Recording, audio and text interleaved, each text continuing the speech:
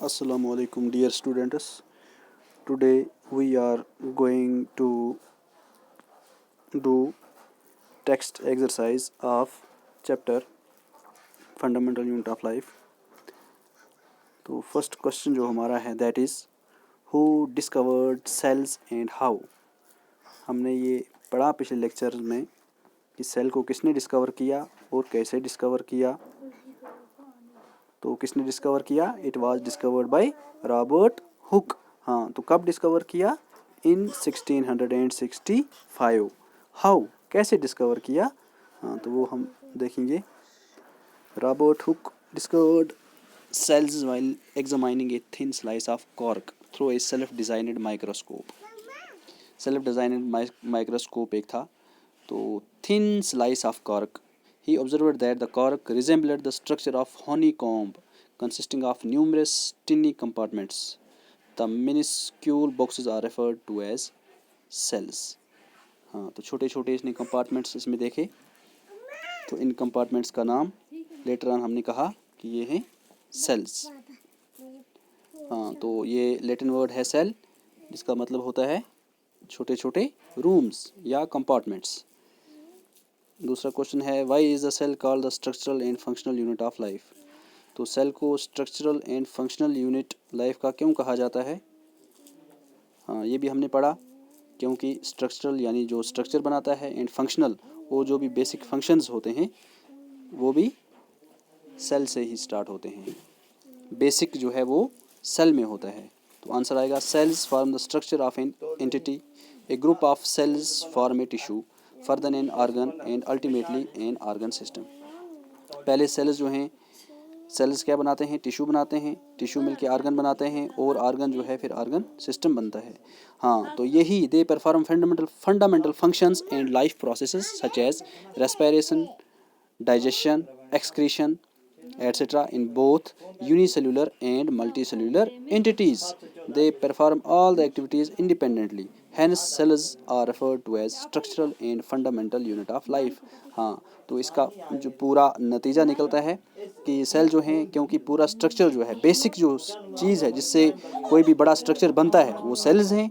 और जो फंक्शन होता है, रेस्पिरेशन है, डाइजेशन है, एक्सक्रीशन है, that is also carried out within each cell. हाँ, तो इसीलिए इसको फंक्शनल यूनिट भी कहा जाता है. अब एक्सरसाइज 5.2.1 पेज 61 पे आप देखेंगे. क्वेश्चन नंबर है how do substances like carbon dioxide and water move in and out of the cells. हाँ, तो कार्बन डाइऑक्साइड किस तरीके से या पानी जो है in and out of the cell किस तरीके से आता है? तो हम देख सकते हैं carbon dioxide moves by diffusion. हाँ, the cellular waste accumulates in high concentrations in the cell, whereas the concentration of carbon dioxide in the external surroundings is comparatively low. This difference in the concentration level inside and out of the cell causes the carbon dioxide to diffuse from a region of higher to a lower concentration. हाँ, यानी carbon dioxide जो है ये higher concentration से lower concentration की तरफ move करता है. और water diffuse by osmosis. Osmosis एक प्रोसेस है, हाँ, जो होती है through the cell membrane. It moves from a region of higher concentration to a lower concentration region through a selectively permeable membrane until equilibrium is reached. यानी दोनों carbon dioxide जो होता है वो in and out of the cell जाता है through a process जिसको कहा जाता है डिफ्यूजन. और water in and out of the cell जो मूव करता है वो जो प्रोसेस है उसको हम क्या कहते हैं? Osmosis. Why is the plasma membrane called a selectively permeable membrane. Plasma membrane को सेलेक्टिवली परमेबल मेम्ब्रेन क्यों कहते हैं? ये भी हम पिछले लेक्चर में पढ़ चुके हैं. क्योंकि प्लाज्मा मेम्ब्रेन जो है कुछ चीज़ों को सेलेक्ट करके सेल के अंदर जाने देती है और कुछ चीज़ों को बाहर आने देती है. यानी ये सिलेक्टिवली है. ऐसा नहीं कि सारी चीज़ें जो हैं वो सेल के अंदर भी जा सकती हैं और सारी चीज़ें सेल के बाहर भी आ सकती हैं. ये किसी किसी चीज़ को अलाउ करता है, इसीलिए इसको सिलेक्टिवली परमेबल या सेमी परमेबल भी कहा जाता है. हमारे पास दूसरा सवाल है fill in the gaps in the following table illustrating differences between prokaryotic and eukaryotic cells. हाँ, प्रोकैरियोटिक और यूकैरियोटिक सेल्स में क्या फ़र्क है? तो प्रोकैरियोटिक सेल्स जो होते हैं पहले उनके बारे में हम देखेंगे क्या होते हैं. वो उनका साइज़ जो होता है बहुत स्मॉल होते हैं, 1 to 10 माइक्रोमीटर. तो और दूसरा जो है ये इनका न्यूक्लियर रीजन जो होता है वो क्या होता है? Is not well defined, chromosome इनका सिंगल होता है, मेम्ब्रेन बाउंड सेल ऑर्गेनेलीज जो इसमें होते हैं वो एब्सेंट होते हैं। अब जो यूकेरियोटिक सेल्स होते हैं उनका साइज़ ज़्यादा होता है, कितना 5 to 100 माइक्रोमीटर। न्यूक्लियर रीजन जो होता है वो अच्छी तरीके से डिफाइन होता है और इसमें nuclear membrane surrounded by nuclear membrane और मोर देन 1 क्रोमोसोम इसमें होता है। हाँ, यहाँ पे आप देख सकते हैं कि साइज़ इनका 1 to 10 माइक्रोमीटर होता है और न्यूक्लियर रीजन प्योरली डिफाइंड होता है। किसमें? प्रोकैरियोटिक सेल्स में जो न्यूक्लियर रीजन होता है, न्यूक्लियस जो होता है वो अच्छे तरीके से डिवाइड नहीं डिफाइंड नहीं होता है, तो और इसे कहा जाता है न्यूक्लियाइड, उसको न्यूक्लियस नहीं कहा जाता। और क्रोमोसोम जो है वो भी सिंगल होता है, membrane bound cell organelles absent होते हैं। और जो यूकेरियोटिक, अब यहाँ पे जो नंबर 1 है ये है यूकेरियोटिक सेल्स का, कि यूकेरियोटिक सेल्स जो होते हैं वो थोड़े बहुत उससे साइज़ में ज़्यादा होते हैं 5 to 100, और न्यूक्लियर रीजन जो होता है अच्छा वेल डिफाइंड होता है, न्यूक्लियर मेम्ब्रेन होती है, मोर देन 1 क्रोमोसोम होता है, membrane bound cell organelles present होते हैं। अब सवाल है हमारे पास, can you name the 2 organelles we have studied that contain their own genetic material. हाँ, कौन से ऐसे 2 सेल ऑर्गेनेलीज हैं जिनके अंदर अपना जेनेटिक मटेरियल होता है।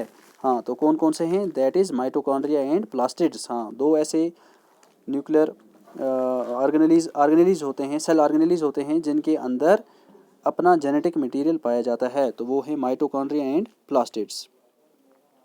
नेक्स्ट क्वेश्चन है, if the organisation of a cell is destroyed due to some physical or chemical influence what will happen. Organisation, अगर सेल की ऑर्गेनाइजेशन जो है वो डिस्ट्रॉय हो जाती है किसी भी फिजिकल या केमिकल इन्फ्लुएंस से, तो क्या होगा? In the event of any damage to cells and when revival of cells is not possible, lysosomes burst and enzymes digest such cells.